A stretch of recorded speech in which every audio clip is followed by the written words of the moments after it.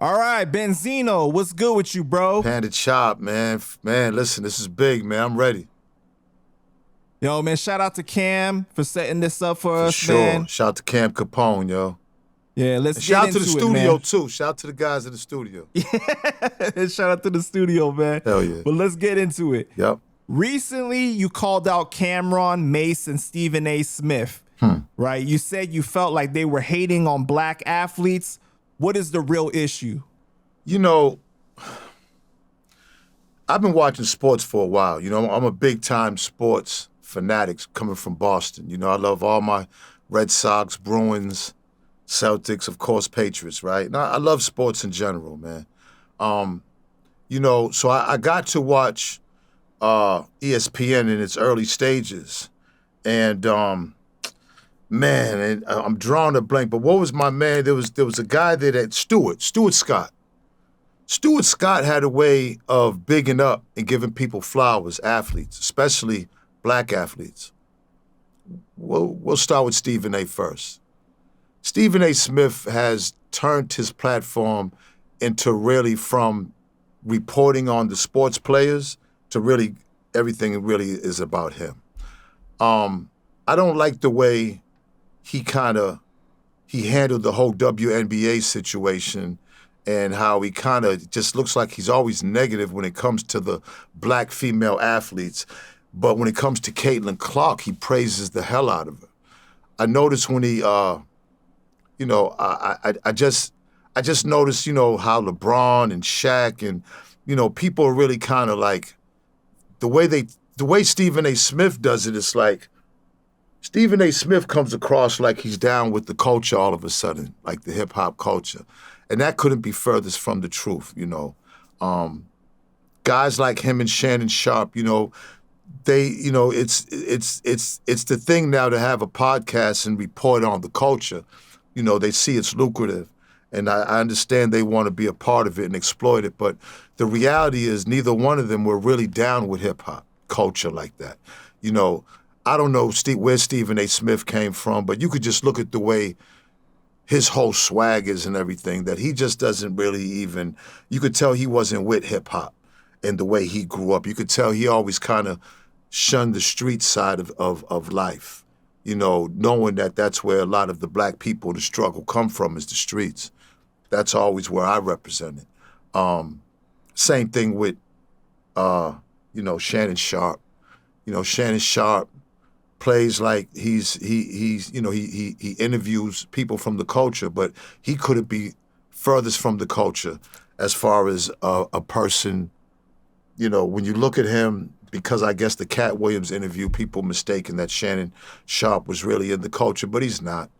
You know, I seen an interview with him and Tony Yayo, and you know, he referred to Ja Rule as low-hanging fruit. And I just, right then and there, and just, you know, I remember when Jim Jones was on talking about Nas, he couldn't even name a Nas song. You know, Shannon Sharpe, like, grew up on a farm, went to college, and then went to the NFL. He didn't have too much time to be involved with hip-hop. So, you know, just watching these guys report on people and then talk bad about people, especially legends like Ja Rule or anybody in the WNBA. You know, these are people that actually accomplish things. And my thing is to give them their flowers. And this is where the Cam situation comes up. Now, Cam is in the hip-hop culture. You know, I would consider Cam a legend from all the stuff that he does. And I'm a fan of his music, Dipset, you know, Heatmakers, all that, right? When Cam first came out with his, you know, platform, I was like, this is dope. You know, the culture's gonna have their own kind of like, you know, ESPN type shit, you know. And it just seems like Cam is using the platform to instead of report on the athletes, but he seems like there's a pattern, you know, of them always saying something negative about the young black athletes or just, you know, in general. And I'm just like, you know, I seen him get into it with Shakur and Clarissa. And, you know, the thing with Adrian Bronner, I can understand, but, you know, the after effect of him and how he handled it when he got off the show. And then now with Zion and how he compared Zion to selling somebody crack and Zion losing weight. I'm saying to myself, you know, this isn't what like, I don't think this is what the culture wants. Now, I know there's an audience that loves that type of goofy shit, you know, tearing people down and shitting on people, right?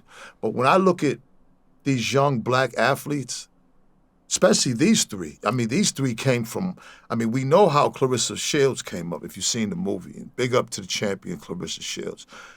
Zion came up with his aunt, not even with his parents. You know, Shakur had a rough, you know, usually a lot of these, you know, young black athletes are coming up from struggle and rough, man. And it's like, the thing is they're all champions and they're all amazing athletes. It's not like they're just, you know, we talking champions now. And with Zion, he's just, you know, he's just an amazing basketball player, went to Duke and shined. Because of injuries, he had to lose weight because of injuries, and it's frustrating. But that doesn't take away who he is and his amazing abilities. And I just think when Cam and them get on, I think he plays to an audience.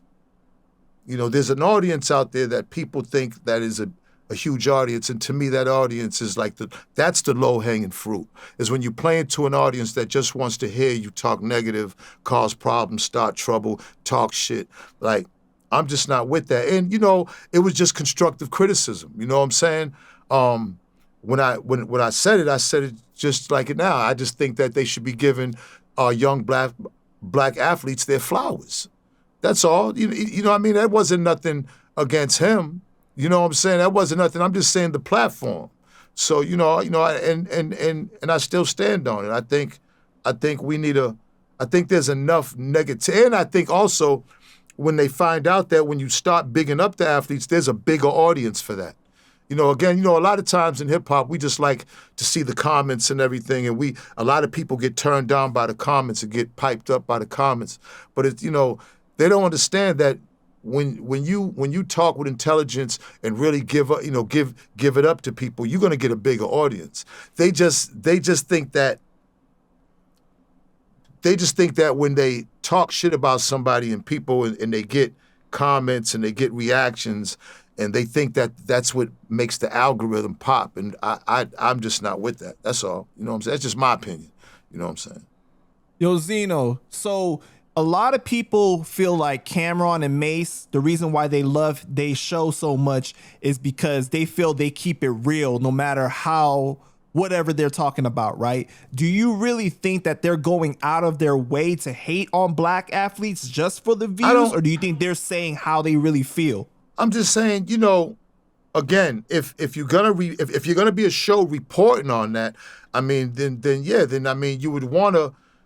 I mean, you would want to talk sports, and you would want to, you know, you don't want to seem like a hater, because, you know, at the end of the day, everybody they're talking about athletic-wise, and I say the same for Stephen A. Smith. You know, Denzel Washington made a statement about Stephen A. Smith, said like, yeah, it's easy for them to sit in their chairs and they can't do shit.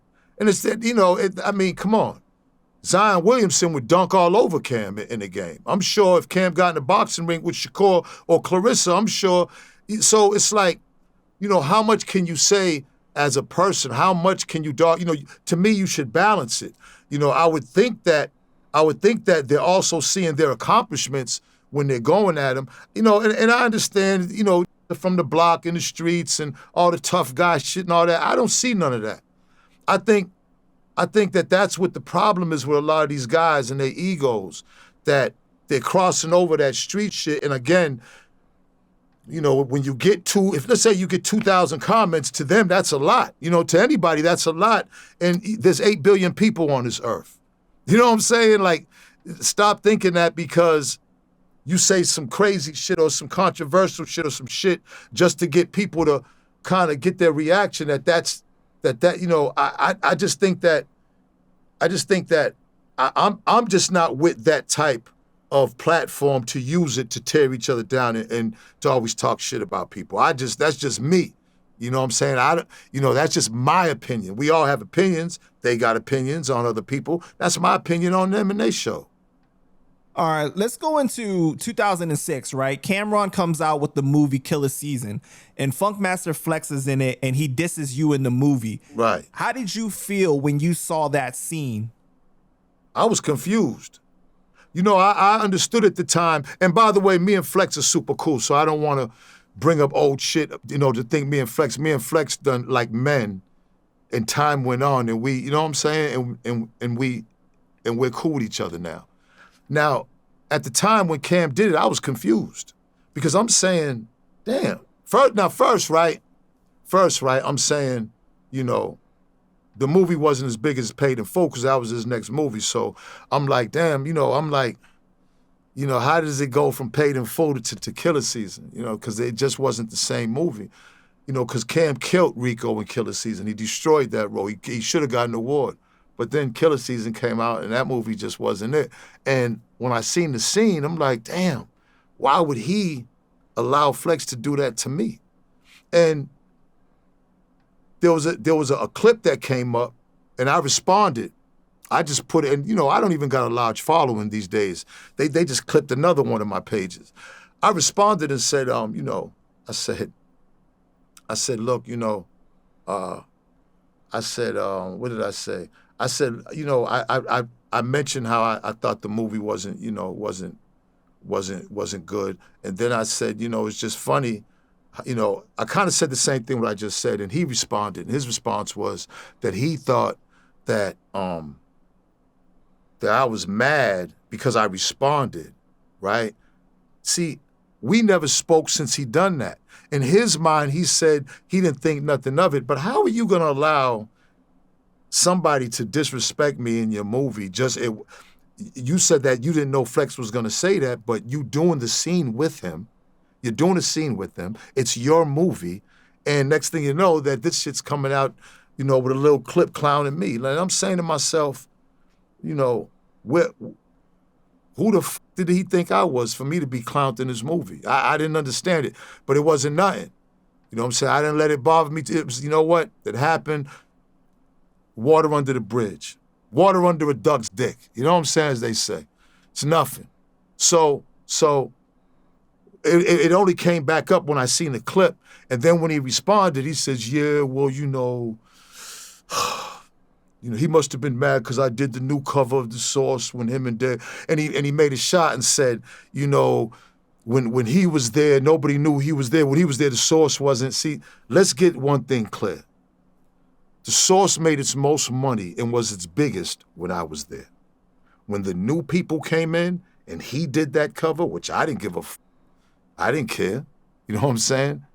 That's when The Source said, poof. That's when The Source wasn't selling anymore. Like that was a bad selling cover.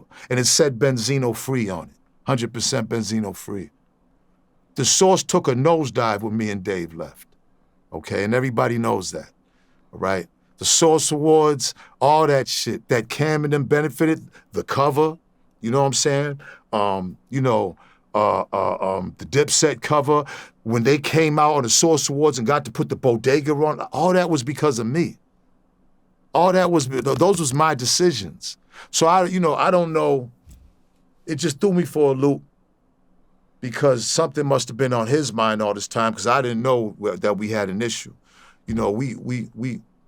Huddy Six, rest in peace, was a great dear friend of mine, and he knew how close me and Hud was. Me and Hud was going all over the world. He knew Hud before me. You understand what I'm saying? And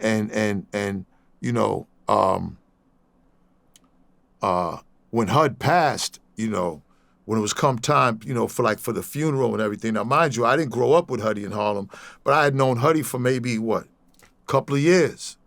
I paid for Huddy's funeral. The horse-drawn carriage going through Harlem and all that. That was out of my pocket. I did that. Nobody else gave me nothing. You know what I'm saying? Nobody.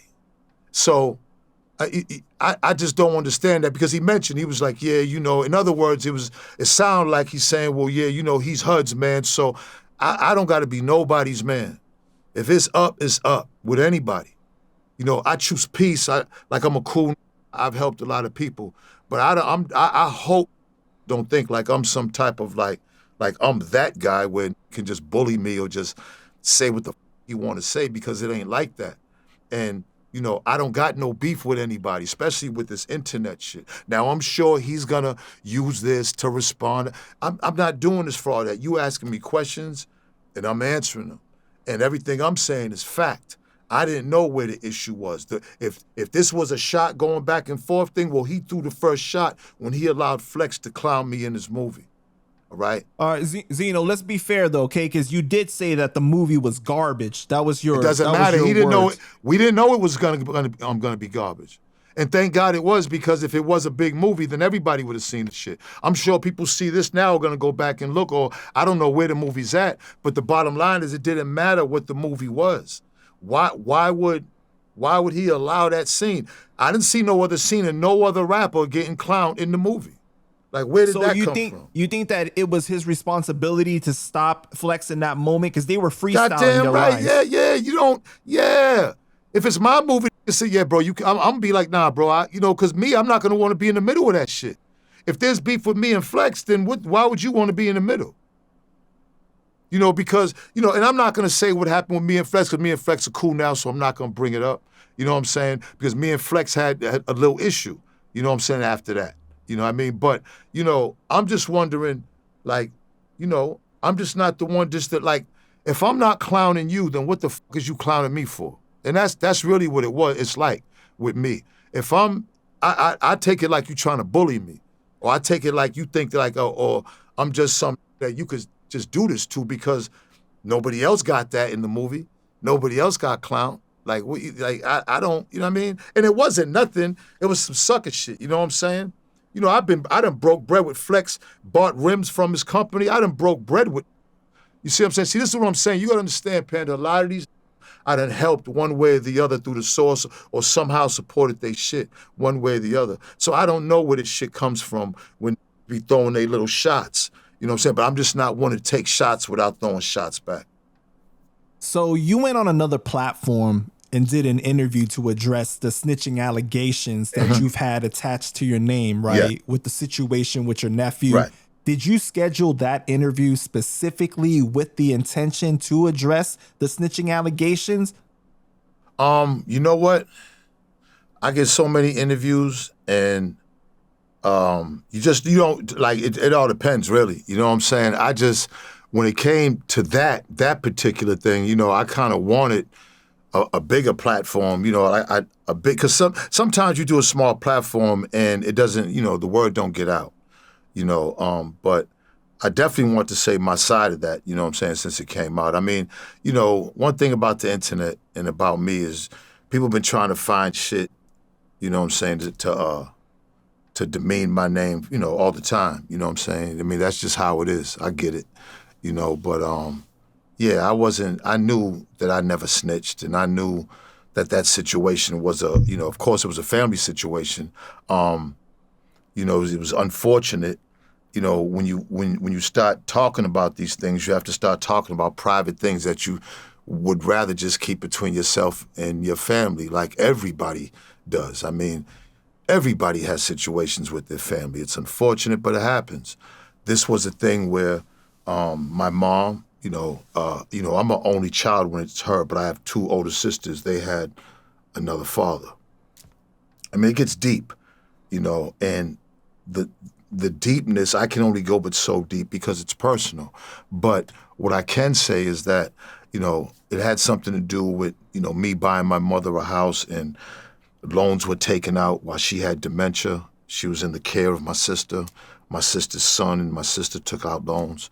And I had found out about it through my dad, and the only thing because I was still kind of confused too, but when my mom's passed, and then at the time we're filming Love and Hip Hop, and I get the call, and like she was in the care of my sister, and that whole situation, me and my sister wasn't speaking. My nephew, and mind you, now my nephew, I raised him. This was, I helped raise him. This is my first nephew. My only nephew, actually, when it comes to my sisters. And, he wanted to be a DJ. I used to, give him money, support, whatever he did. This came on later on in life. And when she died, I was going up there. There had been tensions between me, my sister, and him. And I just decided I didn't want that to overshadow her funeral. So I decided to go to the wake way early by myself. I didn't want to be around anybody. Me and my mother had our moment. And then I decided to fly out. The next day was going to be the funeral. I decided to fly out because I didn't want to go to the funeral because I knew something wasn't right. And I just didn't want that craziness around my mother's. I didn't want the focus to be on me and whatever was going on with my nephew and my sister to turn the focus of the rest of the family to mourn my mother. So I decided to fly back to New York. The next day on Sunday, I was at the hotel and I get a call. When I was getting ready to fly back, Stevie J had called me and said that he was at the, because my mother was being buried in Plymouth. That's like an hour away from the city of Boston. It's like Cape Cod by the water.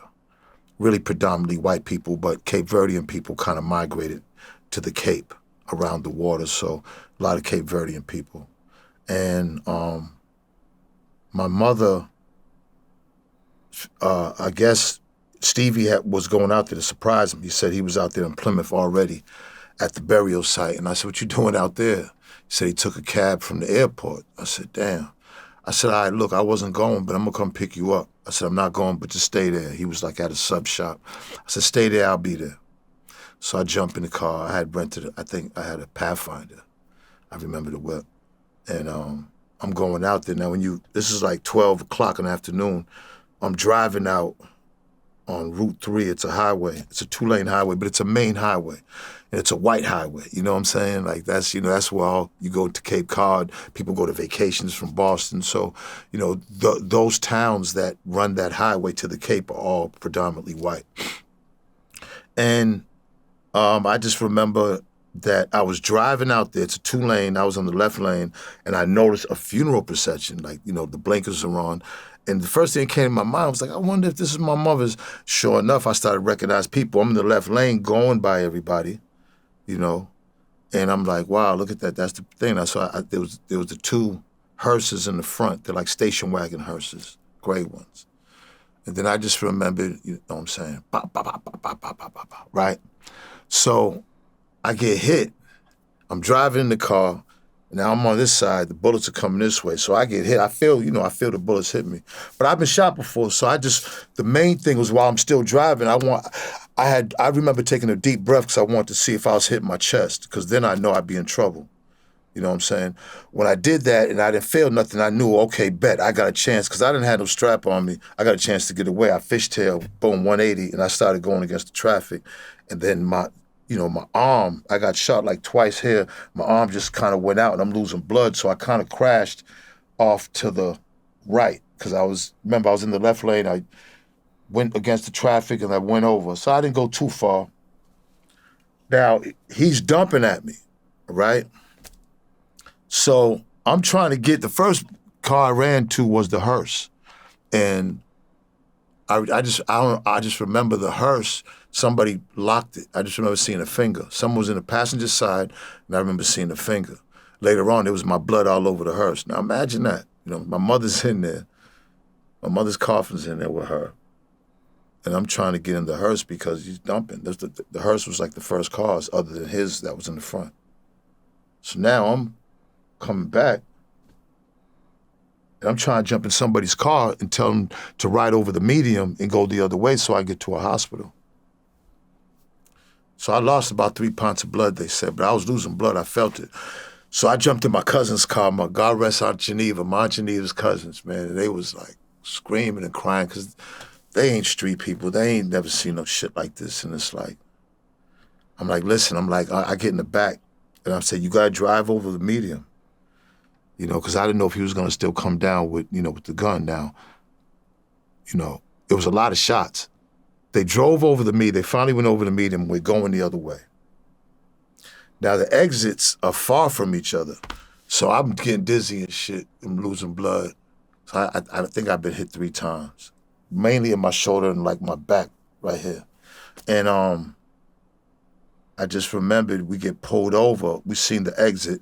We get off the exit. Soon as we get off the exit, the state troopers pull us over. It's like 3 of them. They ripped me out the car. It's like raining now. I remember it started raining. It wasn't raining at first, but it started raining. And they stripped me butt-ass naked, like drawers and everything.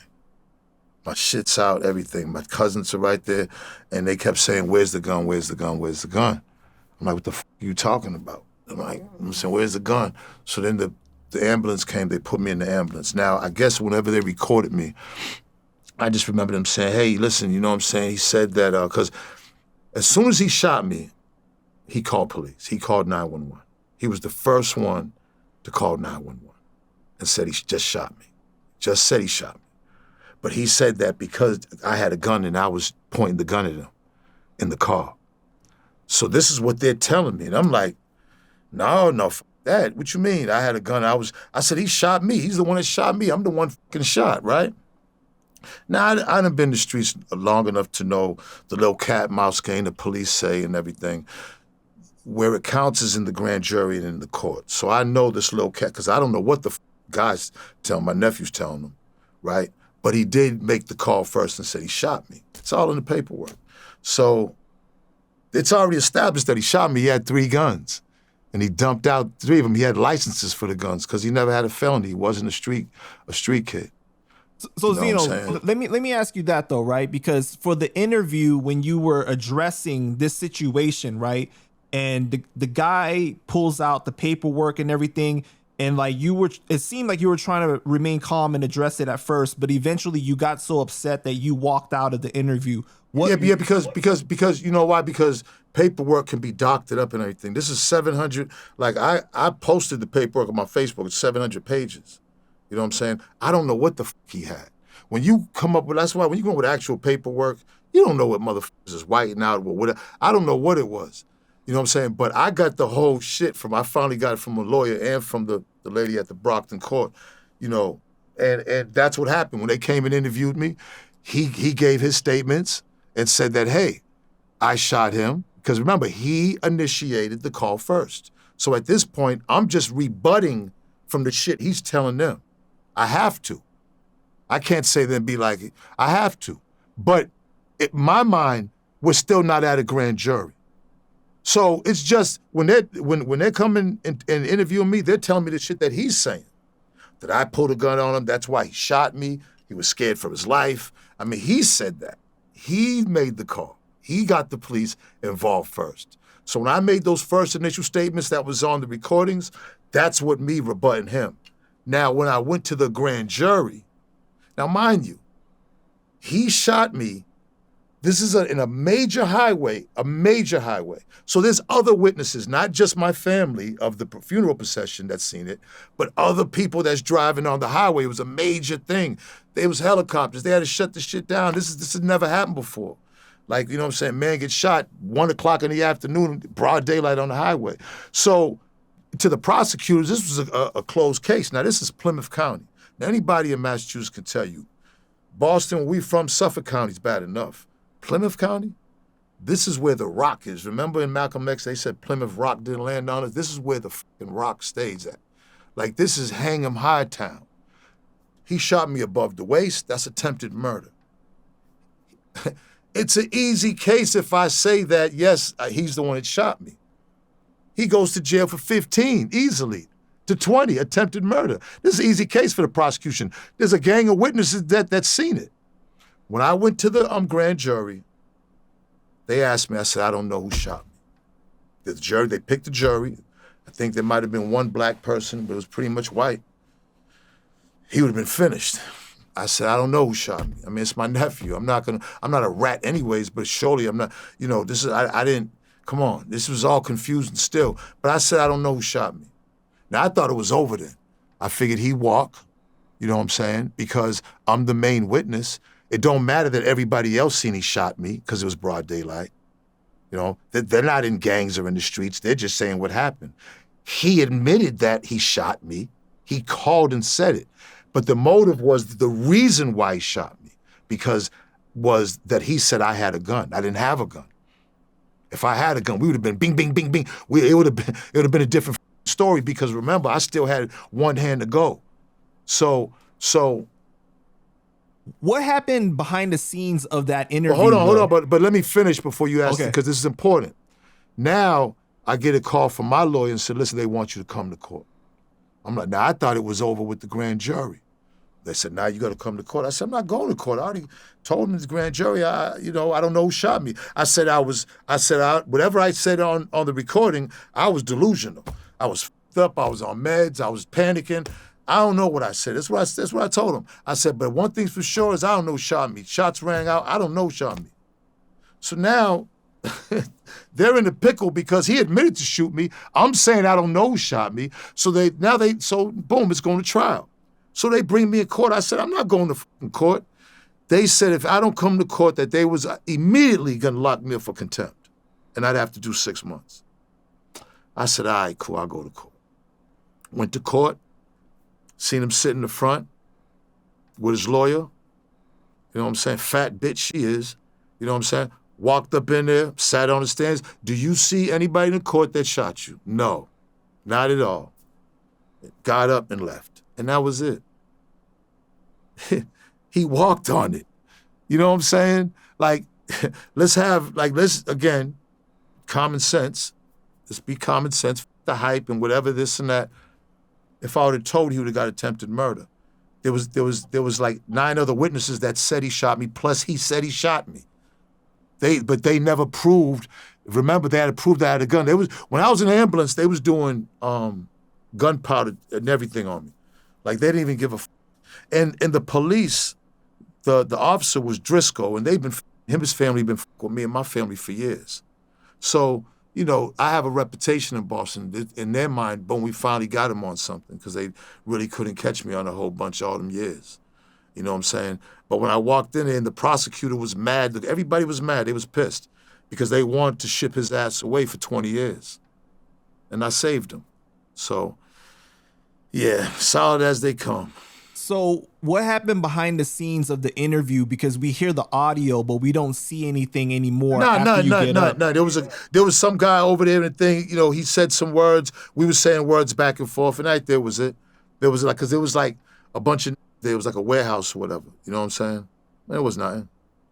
It wasn't. Did you get up because you felt like you were just tired of addressing the situation? Nah, well, you know what? I just, at that point, the way he was handling the interview, it was automatically in his mind, oh, you snitch. I'm not going to keep debating with nobody that, you know what I'm saying? Like, once he called police, then that takes me out of everything. Once I go to the grand jury and say, I don't know, once I go to court, and once he doesn't do a whole bunch of time, then how the did I snitch? But these are young guys. They want clicks and comments. And this is it now. See, what I was explaining to you earlier is a lot of these dudes, these street guys, they don't understand that the audience that likes that type of shit is a small audience, and it'll never get you far.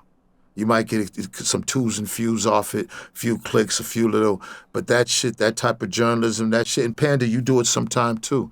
That shit right there, it doesn't get you progressive. Joe Rogan don't do it. All the major motherfuckers don't do it. You know what I'm saying? I know it's cool, it's YouTube, and but the shit is whack. The shit is immature, and it don't really get you the money. See, major advertisers don't want to have nothing to do with that dumb shit. You know what I'm saying? All that crazy beef and stupid. And a lot of it is just instigating. People are instigating. So, I felt like, anytime I feel like I'm uncomfortable in the interview or whatever, shit, they've already paid. And if I don't feel comfortable, I'm out of there. You know what I'm saying? I just, you know what I'm saying? I like to have great conversations, but when I feel like I'm being attacked, then I'm not going to sit there and be attacked, Got you. So let's go into the 50 Cent situation, right? Because 50 saw the video and he decided to repost it. Right. And he captioned it, you want me to believe Omar was a stoolie because Sosa said so. Yeah. Yes, if I say he ain't cute. Right, he ain't right. It was cute. That ain't nothing. You know what I'm saying? That's what he do. I don't put too much to that. Like, what can you put to that? You know what I'm saying? This was a real situation for me that happened. So by him doing that right there, that's, people like to clown, troll, laugh, whatever you call it. So I don't really take that shit serious anymore. I mean, you know what I'm saying? Shit, he keeps putting me on his platform, you know. Shit, that just gets me lit. But you ended up challenging him to a celebrity boxing match, right? Right. What do you say to the people that believe that, you know, he has a history of being a Golden Gloves and was considered for the Junior Olympics? I mean, listen, man, 3-round celebrity boxing. Look, from my understanding, he got offered there was an offer on the table to give me $1 million and him $2.5 million to fight. 3 rounds, we pick whatever gloves we want, and not just 90-second rounds, just 90 seconds. Like, you think I'm not fighting? I'm gonna fight anybody for $1 million for 3 rounds in 90 seconds. Like, I need the $1 million. I'm not, you know what I mean? Get on here and be acting like, yeah, like you think I'm not gonna go in there for, yeah, I need to take care of my kids and family and everything. You think I wouldn't do that for my kids and me and my life? Yeah, why not? I mean, if 50 offered you $1 million to fight him, would you fight him? Absolutely. And I know I get my ass kicked, but I definitely It doesn't, as I'm saying, look, listen, as long as you get in the ring and fight, you know what I'm saying? Win, lose, or draw, you coming out with $1 million. You know what I'm saying? So what, you know, I mean, it's boxing. And look, listen, if he was a Golden Gloves and that's dope, then you know what I'm saying, then shit, I would have my work cut out for me. I'm not saying that I'm gonna knock him out, or it's gonna be, we're gonna get in there and we're gonna box. I'm doing it for the money. You know what I'm saying? Like, I'm 60 years old, man. I'm not, like, I don't want to be a boxer, but if I'm gonna box, I mean, I can get a couple of million off it. You think I'm not gonna do it, especially for 3 rounds? I doubt if I could last more than 3 rounds. Boxing is some serious shit. You know what I'm saying? I could probably give you 3, 4 nice rounds. You know what I'm saying? Yeah, and what happens, happens. Why wouldn't I? So, Zeno, right there, you said that, you know, that you need the $1 million, right? And I think that most people... Don't everybody? Most people would say the same thing. They need it too, right? But somebody in 50's position, obviously he has lots of money. Can you fault him for not wanting to do something like that? Not off Absolutely not. No, absolutely not. Nah, I don't... This shit ain't that serious to me, man. Like, it don't be that serious. Like, after I said that, you know what I mean? My life... It was something else. That shit don't be on my mind. You know what I'm saying? Shit, you never know, though. He might have took it. What the hell? You know what I'm saying? And I know there's other guys out there, well, I'll fight you. Like, what people got to understand when it comes to celebrity boxing, if you're not a celebrity, it has to go both ways to get the big money. I just can't box anybody and then expect I don't want to get 50,000. 50,000 is not enough for me to go in and potentially get knocked out. You know what I'm saying? Like, there's a potential. Mike Tyson told me, I had a situation, he says, people's faces, our bodies, our craniums wasn't meant for fighting because there's certain places that just get hit a little bit and you going down. So, you know what I mean? Anybody is suspect to get hit in one of those places in your jaw, your temple, somewhere in your, you know, he was pointing them out and you're going down. You know what I'm saying? It's just how it is. We're humans. This is how our bodies are set up. They wasn't set up to get punched and shit. But if I'm gonna go get punched around and everything, I want to definitely make sure after I wake up and I might have a bloody nose on me or a black eye from it, then I'm looking at least a half a M. At least a half a M. Nothing less than that. I wouldn't take nothing less than that. So the incident at the Hit Factory back in the day where 50 got stabbed by Black Child of Murder Inc., right? And you helped 50. Shout out to Black Boy. I just seen Black in Virginia. That's my dog. Right. Can you talk about that? Like, what was his aura like when he approached you and asked for help? No, man, he didn't ask for help. It wasn't even like that. See, I don't hype up shit. See, when Tony Yayo tells the story, he's the hype man. He hypes it up. He lies. It wasn't even like... I mean, I've been in way iller situations. You know what I'm saying? Like, he came down, he was calm as didn't even act like he was low-key smiling. Like, he just didn't even act like it was a major thing. I mean, his demeanor was calm. He was talking calm and everything. And you know, he was talking real calm. And I'm sitting playing Madden and he's by the door. And then the conversation, it's not like I didn't even get up from playing Madden. Really, in my mind, I'm wondering why Jesus brought him downstairs because, you know, we got a protocol when we move. We just don't get involved with people's shit. You know what I'm saying? We was strapped up too. We always was. You know what I'm saying? So, you know, but that don't mean that I want problems. That's just so if there's any problems that we ain't caught butt naked. You know what I'm saying? So when he's downstairs in the studio, I'm wondering why he's even, but Jesus brought him down. And I mean, listen, you know what I'm saying? I had listened to the mixtapes and everything, shit. I was like, okay, yeah. Everybody knew about him. I was in New York. He had a buzz. You know what I'm saying? I didn't know Ja Rule him at the time at all. So, he said he got, the one thing that I always think, and I say this, sticks out in my mind, and this is where Tony Yayo's story's different. Tony Yayo said that 50 had this big nickel-plated 40 or 4/5 or something. To my mother, what I got to lie for? This ain't even that serious. Like, the came out, the gun was about as big as his palm. It was like a 38 snub, nasty. Maybe with the wood off. Those snubs without the handles that just got the iron piece that was probably black taped up. Mm-hmm. He said it had no shells in it. He said that homie dropped the gun. He picked it up. The gun had no shells.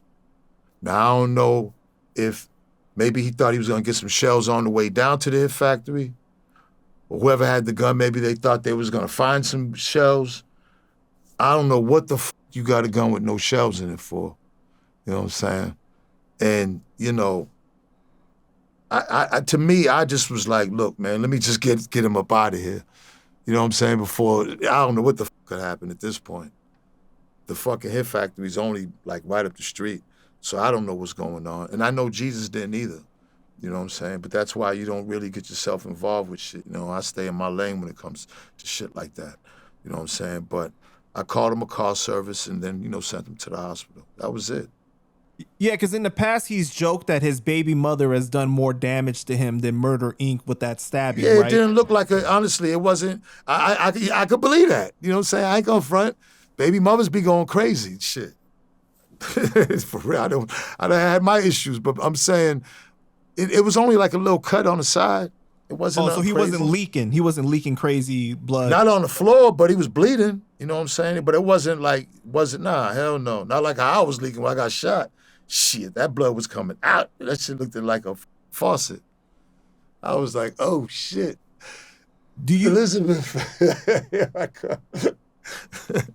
Yeah, like it wasn't that serious. But again, it's funny when I watch tell their stories. Egos are so out of control, man. Let me tell you something, man. I've been in the streets so long, man. I could tell you so many stories, but for what? You know what I'm saying? Like, I don't want that to define me. I'm trying to, first of all, that's over with. That's in a different lane. Second of all, I'm so glad to God I survived it. And third of all, I'm trying to do some bigger shit. I want to get on here, and all they got is what they did in the streets. And that shit is that shit is getting played the out, man. These young need to know something else. They need to hear some other stories. You know what I'm saying? You know what I mean? Everybody's Yosemite Sam, man. Everybody's rooting and tooting. Everybody is, you know what I mean? And listen, man, I done took some shorts in the streets, and I done gave it up in the streets, and and everything in between, man. The thing is, I survived it. You know what I'm saying? I'm not trying to glorify that shit and man, you know how many stories I got? I was out every night of my life for 20, 30, 40. Come on, there's stories up to all kind of shit. I could tell you some crazy shit in Boston. But I mean, for what? For what, man? For what? What does it prove? What does it show? Zeno, let me ask you this, right? So if you were in his position and somebody helped you out in a moment like that, could you ever see yourself trolling that person in the future? Hell no. Or do you fault him for defending Eminem? No. I don't fault him for defaming Eminem. See, I'm a real Eminem signed him. That's his money. So you got to stick by. I get it. This wasn't life or death. This was hip-hop battling. 50 did a whole how to rob the industry and talked about everybody. This wasn't, I didn't look at this as beef. I didn't look at this as my life was ever in danger with any of them. I just didn't. And I don't think they did either with me. You know what I'm saying? I don't know. But I'm just saying, a lot of this shit is just talk, man. Motherfuckers talk, talk don't do nothing, man. And talk on the internet's worse. You know what I'm saying? That shit, nah, man. You gotta, it's only 24 hours in a day, man. You need other than sleeping, you need all them hours to figure it out. It's rough out here. You gotta get that money. And sitting back, you know what I'm saying, trying to talk about the next man or talk about this, I ain't got time for that shit. I just don't. I don't. You know, really, honestly, I just think like, if he didn't sign with M, me and Fifth would be cool, 100%. You know, because you know what I'm saying? You know, me and Ja got cool like that. I'm cool with a lot of, you know what I'm saying? Like, you know, like me, like my style, like we never had a problem with not liking us. You know what I'm saying? Unless they was, you know, you and me, you always got that, but I'm saying other than that, man, like, I'm loved all around this world, man. All through these hoods, loved. And the shit I did for 50, I've done so much for so many people. I've done so much for so many artists.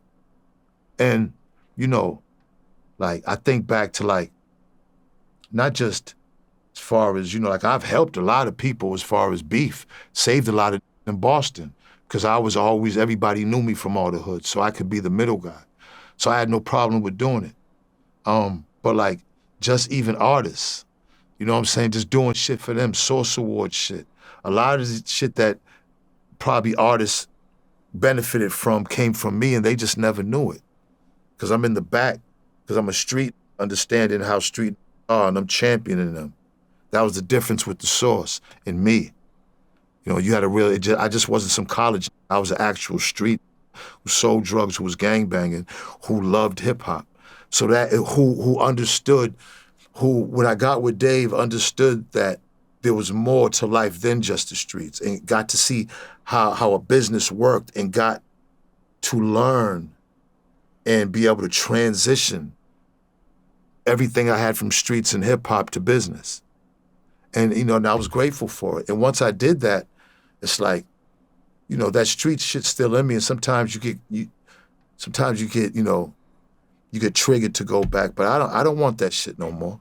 I survived that. If I can make it to 60, then what the fuck I gotta be out here beefing with some other for? And I know the internet gets sensitive over shit that people say on the internet, but most of the time when I say shit, there's always some real logic behind it. You know what I'm saying? Like, I'm not no foolish. I'm not egotistical. You know what I'm saying? Like, I'm very confident in who I am. I don't gotta, like, put my nuts on the table, you know what I'm saying, every time, and always gotta be about me. I'm really a people person. Can you talk about the situation with Tony Yayo in Miami? Because, you know, you've said that you had like $2 million on in jewelry, and Tony ran up on you. I don't think it was 2 million. It was probably about $1.3 million, $1.4 million, maybe $1.5 million. But you said that he never asked you if you wanted a pass. Yeah, I don't remember that. I don't. This is from my recall. We was Source Awards. It was broad daylight. I was with my man Hawk. And for some reason, usually I had all my jewelry on early as walking down the beach. Now that was crazy, because I don't remember always doing that. But it was the daylight. Not that I was worried about anything, but I don't usually wear everything, because I had the big Gladiator. That was $500,000. Then I had the Z piece. That was like $1 million. So then I had the 3, and I had the Masterpiece. Then I had I had dumb jewelry on. And I just remember walking, and this was broad daylight. Didn't have a strap. This is on Collins Avenue. Why would I need a strap on Collins Ave at like 12 in the afternoon? But, you know, you sometimes, boy, you get caught your pants down. But I remember him jumping out, and his man, Lodi Mac, I didn't know, we did our homework. You know, he's not, Lodi Mac ain't here no more. But he jumped out, and I just remember he kept going in his pocket like, yo, what's up? And they screaming, like, he getting loud. And Yayo's like, yo, what's up, man? What it is? I was like, what's up? You know what I'm saying? I'm standing on the sidewalk, me and Hawk. And Hawk's kind of big. But they jump out. Now, Hawk said he seen 50 in the car. He said 50 was in, it was a Suburban, I think. A black Suburban, tinted out. And you know, again, you know, Lodi's behind him, like, yo, what's up? What you want? You want it?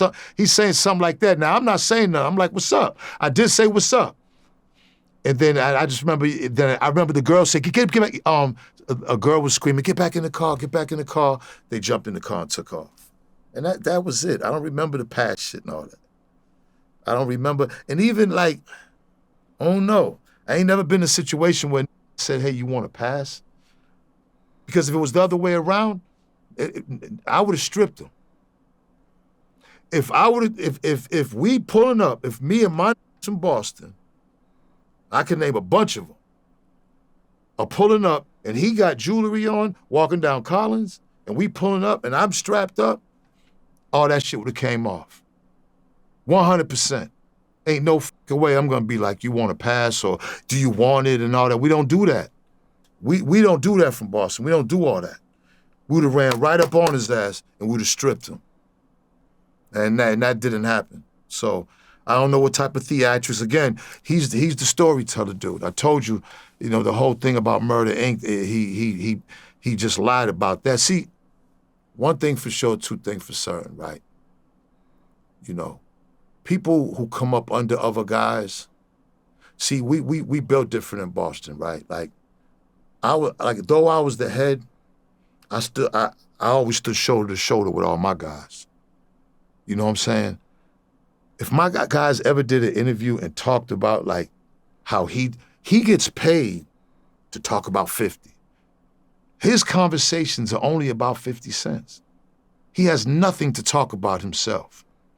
He's a hype man. He's 50's guy. But he gets paid to talk about another man. I couldn't do it. My sons would never do it. And my that I came up, I wouldn't even want them to do that. I know they wouldn't, but I'd feel a way if it would be talking about me like I'm, you know what I'm saying? I just, and I get it. See, I get a lot of guys came up under guys. I watch Bleak talk about Jay. Yayo talk about 50. I get that. You know what I'm saying? Like, I understand it because I guess they so big. You know what I'm saying? But, at the end of the day, you got to talk about yourself. You got to talk about you and your legacy. You know what I'm saying? I don't, it is what it is. I don't knock nobody for what they doing. That's how he get his paper. He get booked to talk about 50. People pay him to talk about 50. I like I said, the Shannon Sharpe interview threw me for a loop because, of course, it's going to be, of course, Yayo's going to say them and this and that. But how does Shannon jump in and say, yeah, Ja Rule's low-hanging fruit? He blew my mind when he said that. He f***ed me up. That's when I knew, like, Shannon, I knew he's losing his way. He's losing his way. Ja Rule has arguably one of the biggest catalogs in hip-hop history that he's still making thousands of dollars, millions of dollars from and doing shows from, feeding his family, black man. But Shannon Sharpe said Ja Rule's low-hanging fruit. See, that's the problem with these podcasts and hip-hop. It's giving people the illusion like they with the culture and they with the people when they're really not. It's an illusion. And, he's not the only one. I know these guys didn't come up like that. You know what I'm saying? Like, that's like me calling somebody from the NFL low-hanging fruit. Why would I do that when I know I can't do nothing on that field? I can't do nothing on that field. And especially to like an all-star, like it's one thing to have, you can have, everybody has sports talk where everybody talks shit, whatever, but it's like, come on, man, in public, it just, I get frustrated when I see shit like that. It's just, there's no call for it, man. Like, I don't understand it. So you and DJ Vlad have had a very up and down relationship over the years. Vlad has said that he believes Tony Yayo's story over yours, right? You've been banned from Vlad TV and then brought back, although he didn't do the more recent interviews, you know what I mean? But you've called him... Vlad looks like an Amish janitor that tries to wear Gucci. Like, he's so out of touch and so out of the loop. Like, again, I don't gotta really say too much about him because these dudes, when you look at them and the culture looks at them, Vlad doesn't get respect out here. Don't get it twisted like Vlad's somebody.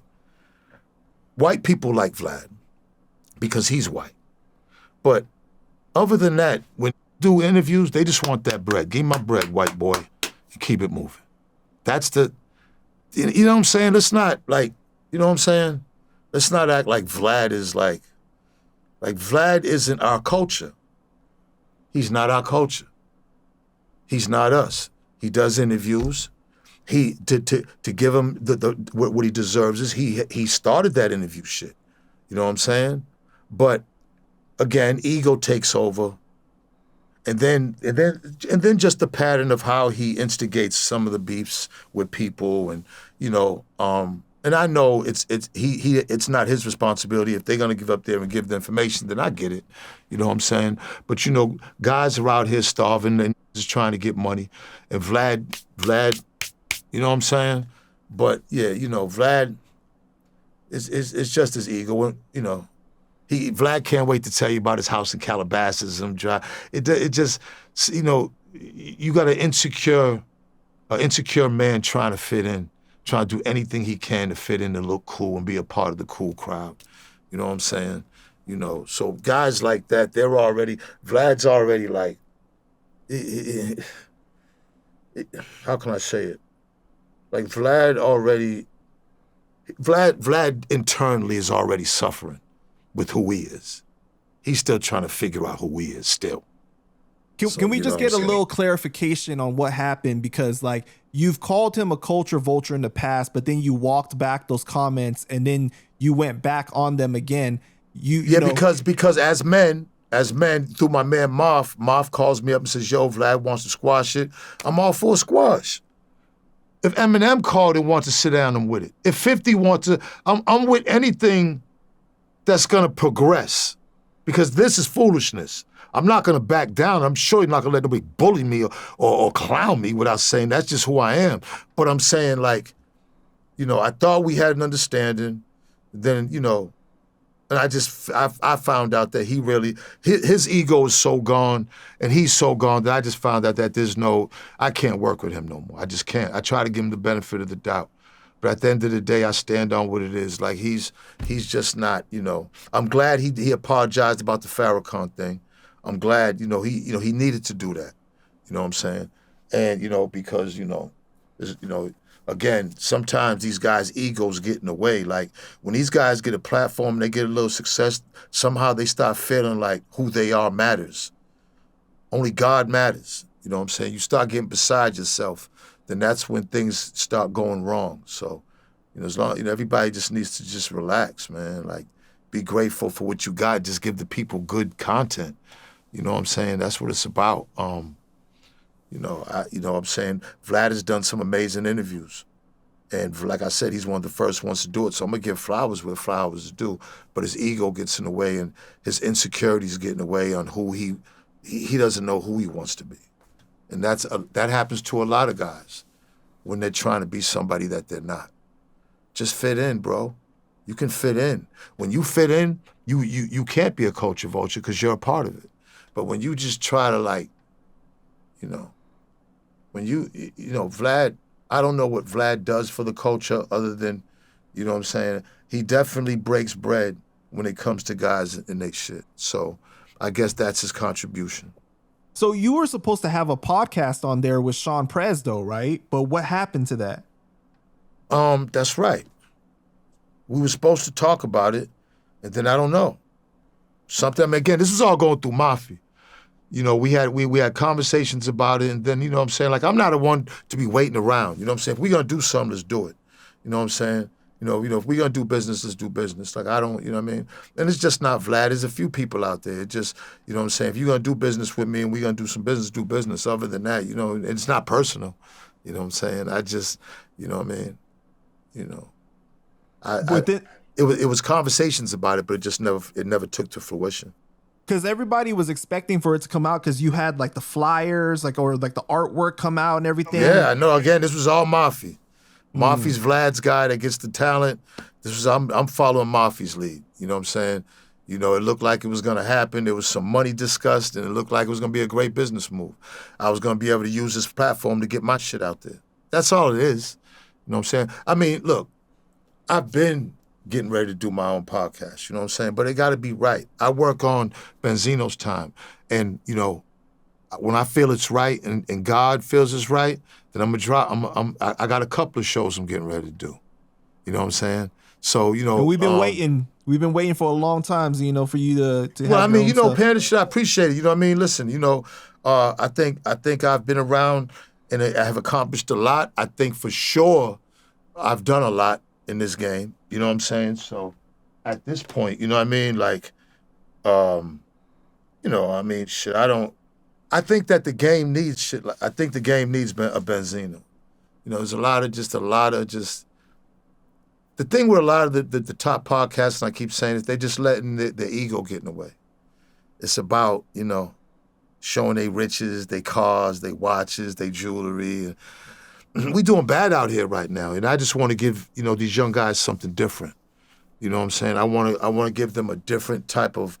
I want my platform to be more informative. I surely ain't gonna be clowning anybody and trying to beef with anybody, just trying to get controversy clicks. There's enough amazing shit to talk about, interesting shit and interesting people that I believe that, I don't have to go for the audience that just wants beef and wants problems and clowning and all that. You know what I'm saying? I mean, I'm gonna have fun too with it, but that's not gonna be the main thing.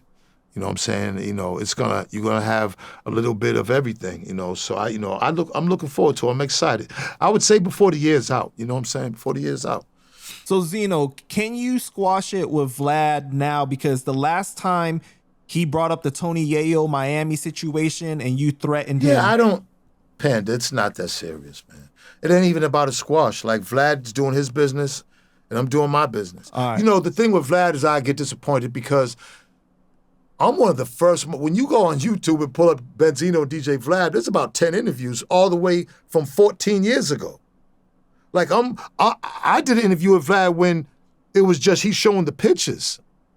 So it's like, I feel like I was there before a lot of these was with you. And it's not just Vlad, but a lot of these are like that. Forget. You know what I'm saying? Forget. So then when you might not be doing as well as you was when you was helping, you know what I'm saying? You looking at the motherfuckers act like they don't even know who the you are. You be like, damn. And of course the internet gonna be like, yo, no, that's a human motherfucker. I'm human. You know what I'm saying? I didn't do it for anything to come back.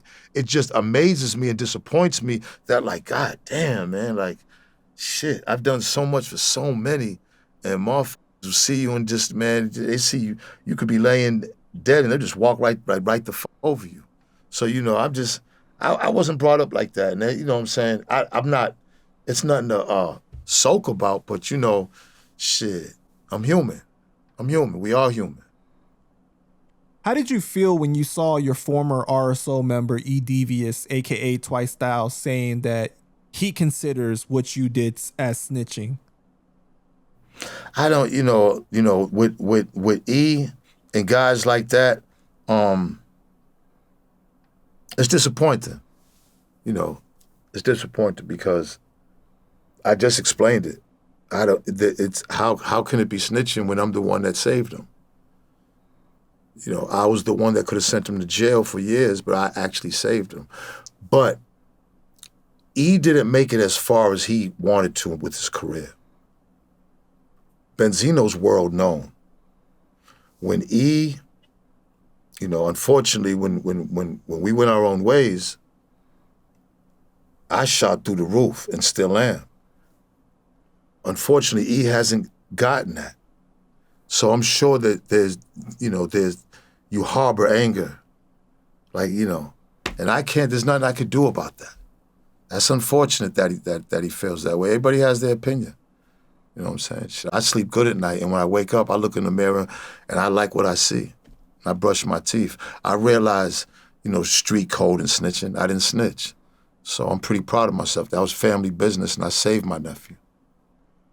I did a 4-hour interview with him on my own channel, and he seemed happy about it after we had wrapped it up. but then he changed his mind. He didn't want it out there anymore. He felt like he had addressed those situations before, even though I felt like it was his best interview and he touched on things in depth. He did give you your flowers and really gave you props on certain things, like how you contributed to the source and, you know, and just RSO in general and Made Men, you know. Is there any way that you guys could ever squash things and get RSO back together? Man, I don't. Yeah. Again, I don't hold grudges too much. It's not in me to hold grudges. You know what I'm saying? But I mean, again, if it's, you know, it's not nothing. I'm saying the forgiving part of each other. I'm saying, but as far as doing RSO music, it would just have to fit in to my life schedule on where I'm at with my life. And, you know, it's not like I've been making music or, you know what I'm saying? There are so many other things, you know what I'm saying? He's doing other things too. So, I mean, again, this is all hypothetics. You know what I'm saying? I just been in a great mood. And when I'm in a great mood, then I'm always down to like squash, be cool. But sometimes I don't be in a good mood. And those are the times I probably wouldn't be with it. You know, we're human beings, man. And, you know, I'm just trying. At 60, you start understanding yourself more.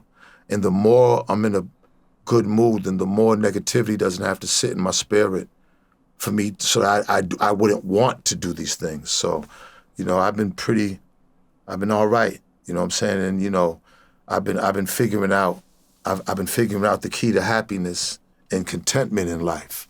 And I've found things that have nothing to do with materialism or money and that have made me extremely happy and extremely content and at peace. So as long as I can keep that, then anything's possible. I was literally about to say that. It seems like you found more peace of mind in recent years with certain things. Because, like, your whole aura seems more, like, calmer at times. You know what I mean? Like, I mean, yeah. Because I'm actually trying, man. I'm actually putting the effort because I realize, you know, you want to be the best person you can be. And even if you don't want to admit it at the time when you're wrong in front of somebody, which a lot of people have problems doing, then at least when you go into yourself and you see yourself in the mirror, you can't lie to yourself. It's one thing you don't want to be embarrassed, all right? But it's another thing when you're by yourself and you don't want to better yourself.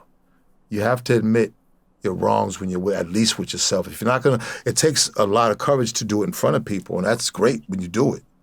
But you have to do it when you're alone.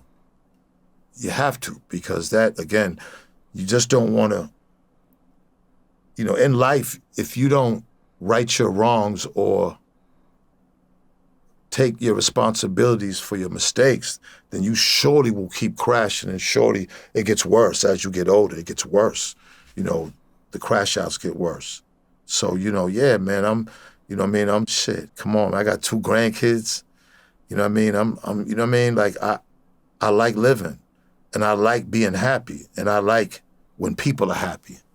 I don't like, at this point in my life, having to grab a gun or having to, you know, go to war with anybody. You know what I'm saying? I don't want to have to do that anymore. But there's still something in me that doesn't want to be disrespected. And I still got that fight. I have to, you know what I'm saying? Sometimes, you know what I'm saying? There's just certain things that you just can't, that old 4 corners come out. And, you know, I be trying to suppress that shit, but, you know, the best thing is, you know, I guess that's where the good treats come in and not the bullshit.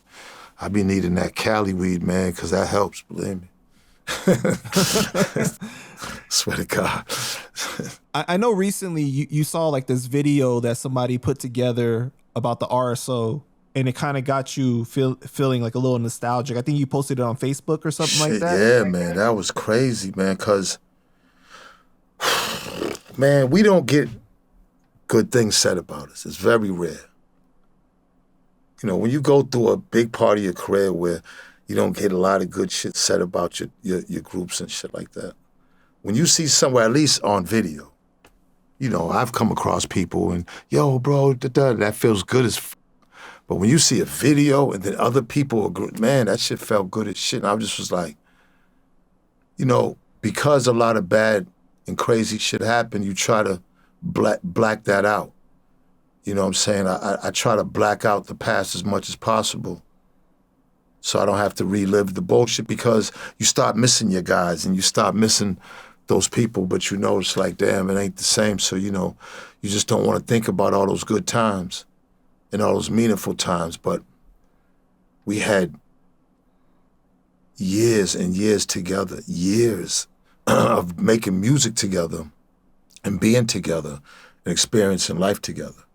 We couldn't be brothers, wasn't even this close. So, you know, it's like that part of my life I kind of like, and then with all the new stuff in my life, that part of my life is like, when something triggers it, man, I get emotional. I mean, how can I not?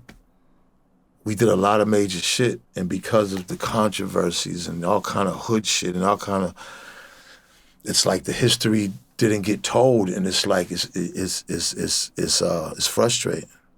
So when I seen it, and like it had Search, which was another rapper in Boston, legendary rapper, MC Search, saying those good things and acrobatic, I was like, wow. Because Boston, you don't say good things about each other at all. So to see them do it and I don't know who the made the doc. I just was like, where the did this come from? And then they played our old video, and it was like, damn.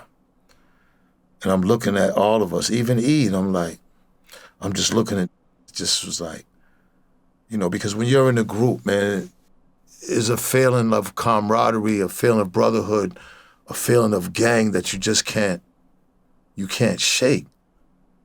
That's like that feeling, you always want that feeling. And when it's gone, it's like it's like losing your chick, you know what I'm saying? You gotta, but it's like you're losing 5 chicks at once. You know what I'm saying? You know, we was just so used to being with each other all the time and making music and then going through real street shit to where it's like, damn, you know, it's, you know, it was, I seen that shit and got emotional, definitely, you know what I'm saying? Like, and when I seen that, definitely I was like, damn, boy, first thing I started thinking, like, man, it'd be crazy if we could get a reunion. You know, because again, you're human. That's how you start thinking. Like, damn, it'd be dope if we could get back together. Like, damn, because you see, you know, I think you never know. I think that was like 1988, that video, or 87. That's like, you know how many years ago that is? That's crazy, man. And we look good. You guys went through a lot of wars together in the streets, in the industry. You know what I mean? Too many shit. It's just too much. It's just too much, man. It's like, that's why our stories be like, man, you don't even understand, man.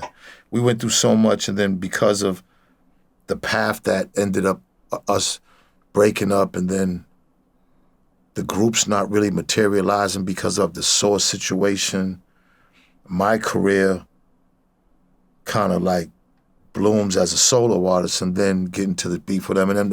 It just was a fucking roller coaster ride, man, you know?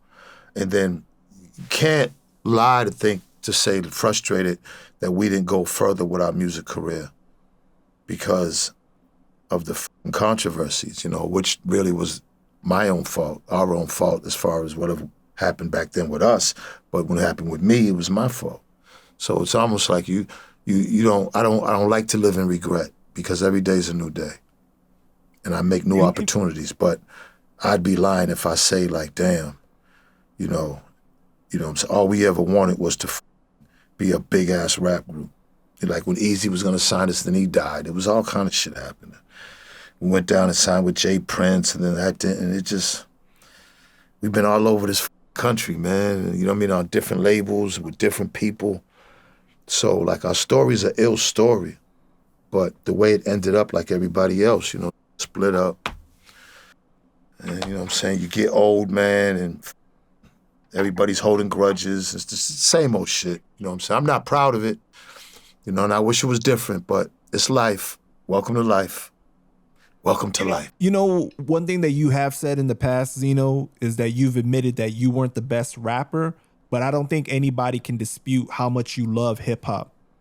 Because like when I hear you talk about hip hop, like just hip hop in the literal sense, it seems like you're the most happy when you get to talk about that. When I'm actually making music. And even though I might not be the best rapper, but I've had a couple of bangers. Like I think my best verses, I think my verse on my verses on Bang to This would stack up to anybody's. I think my verse on the Untouchables joint will stack up to anybody's. And Rock the Party, I mean, that was more poppy. But those two verses on those two could stack up to anybody. Jay, Nas, anybody. Maybe Jay and Nas is a stretch, but everybody on that second tier, like, I killed them verses. Like, I took my time with them. I think a lot of times since I had Jesus and E and Rome, it was like I didn't have to be dope. So I would just make sure the beat straight, make a thing, and then just say my little piece.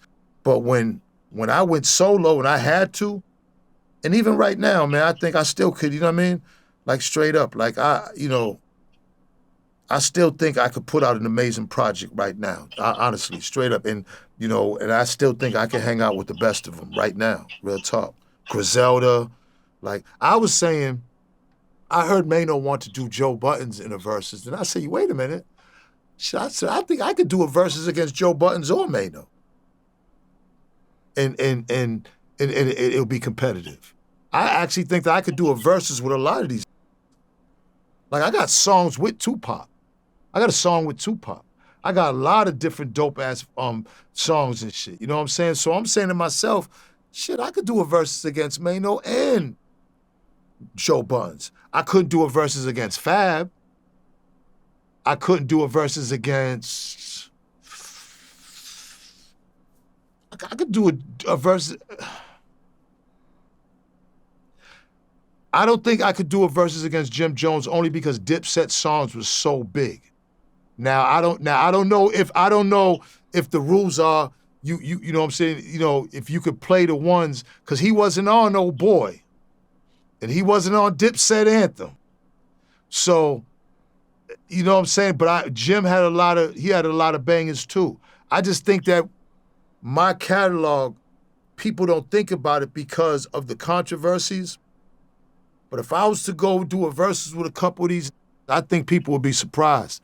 I got some bangers that stood the test of time, and that's just facts.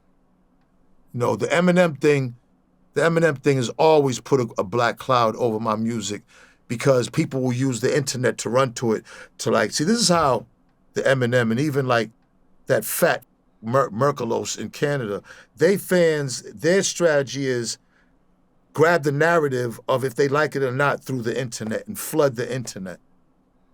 So if I put out a song and then they're flooding my shit with, hey, it sucks, then everybody that goes to the song, look, the comments are gonna think that.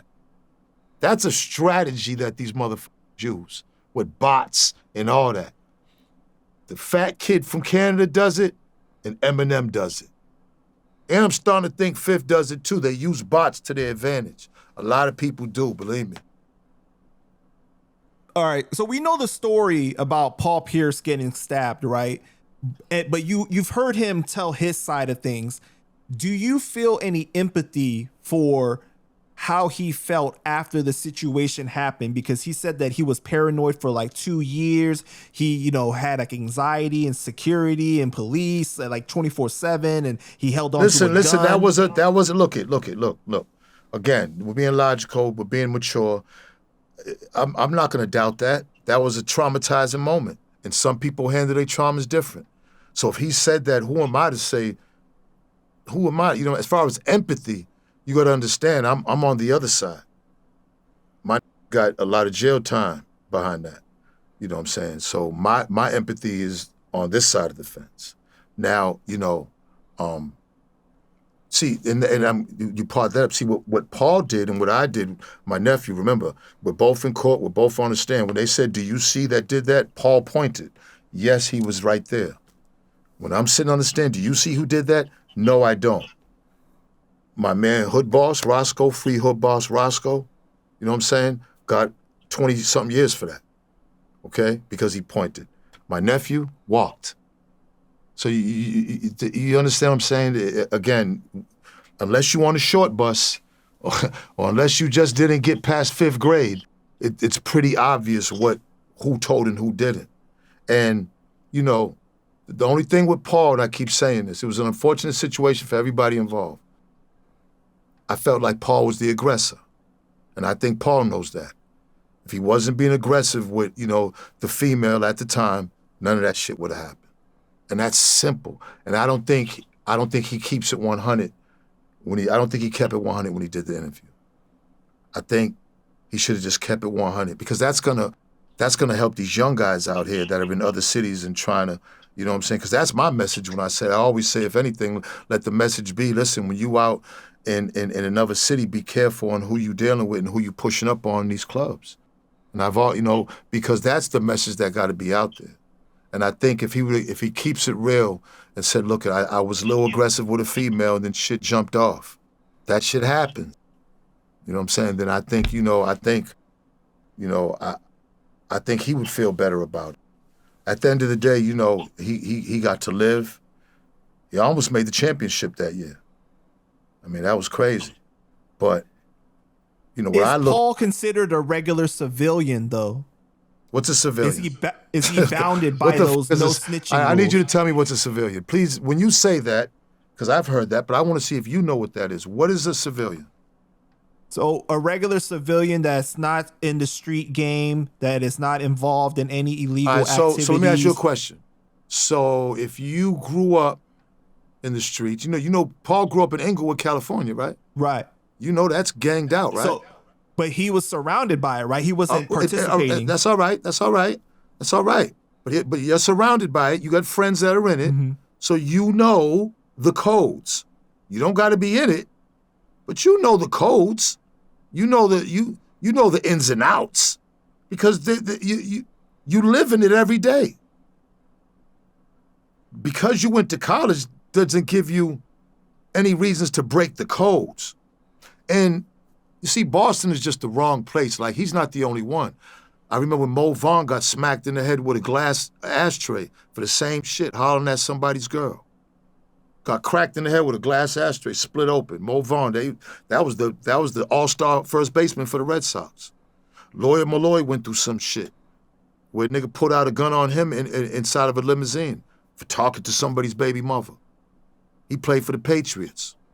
Like, you know what I'm saying? Like, this isn't just happening to Paul. This is, and then just take the athletes out of it. That just happens. See, I never did that. When I'm in clubs, I don't be all aggressive with chicks and all that. I just don't be like that. So I've never had to deal with shit like that. But start getting that alcohol, you know what I'm saying? And then start getting their money. You're not even in your city. So you should automatically know that what you're doing that is a no-no. You know what I'm saying? But things happen. It's not for me to be, the judge and jury of anything, but I know if he wasn't aggressive with the chick, none of that would have happened. Got you. All right, Benzino, man, I just want to thank you so much for your time. Is there anything else you want to say to the people before we wrap it up? Oh, man, be looking out for my podcast for sure. And also, you know what I'm saying? Like, again, man, again, when you do these interviews, I understand people that take it. I don't want anybody I talked about, I don't want anybody to we're all men, right?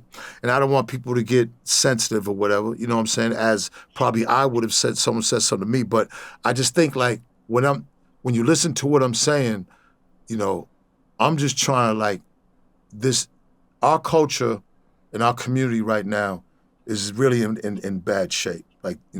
As far as the young people and the disrespect and even the older people.